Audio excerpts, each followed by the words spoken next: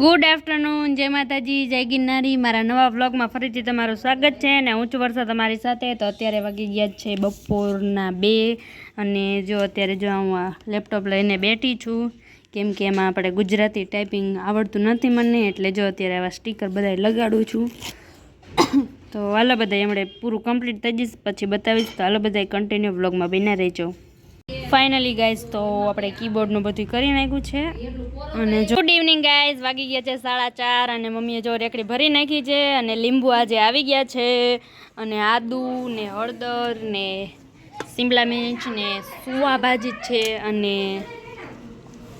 મરચી અને મેથી ને કોથમીર ને પાલક ને સીલ આવ્યો છે અને આ બાજુ છે મૂળા અને આ બાજુ છે સરસ મજાની નાની નાની ડુંગળી અને આમાં શું છે સીલ અને આમાં છે લીમડો પુદીનો અને મમ્મીએ જો સરસ મજાની રેકડી ભરી નાખી છે અને પપ્પા એમ કહે છે કે મારે નેપાળ જવું છે.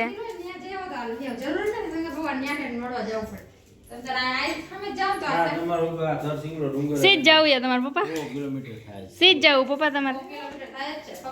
હે પપ્પા બોટાદ ન આવે, જસદણ થઈને આવે, પણ આમ ચોટીલા બાજુ જવું હોય ક્યાંથી મેળ આવે?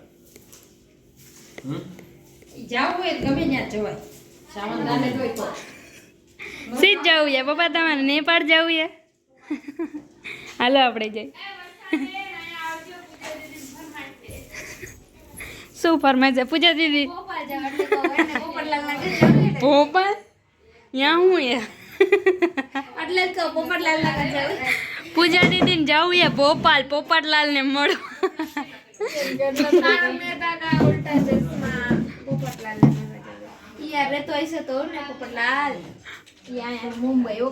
ઓ તો તારે ત્યાં વયું જવું રસ્તામાં?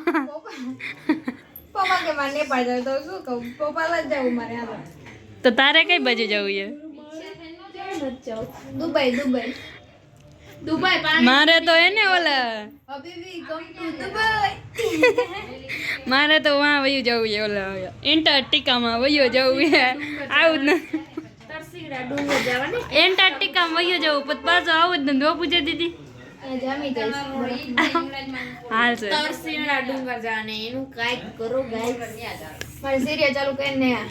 આજ નગરી સિરિયલ જ જોઈએ.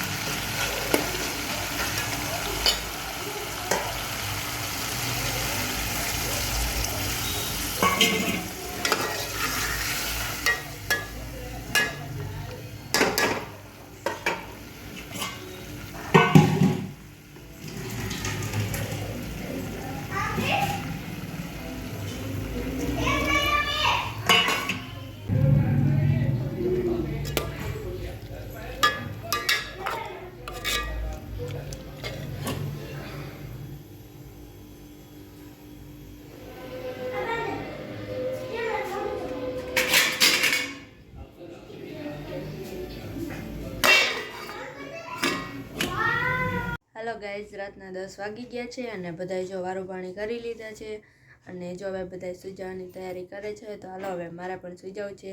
તો હાલો હવે અહીં જ વિડીયોનો એન્ડ થાય છે. જો તમને વિડીયો ગમ્યો હોય તો વિડીયોને લાઇક કરજો, શેર કરજો અને સબસ્ક્રાઈબ કરજો. અને વિડીયો કેવો લાગ્યો કમેન્ટમાં જરૂર કહેજો. કાલે આપણે મળશું એક નવા બ્લોગ સાથે. ત્યાં સુધી બધાને બાય બાય.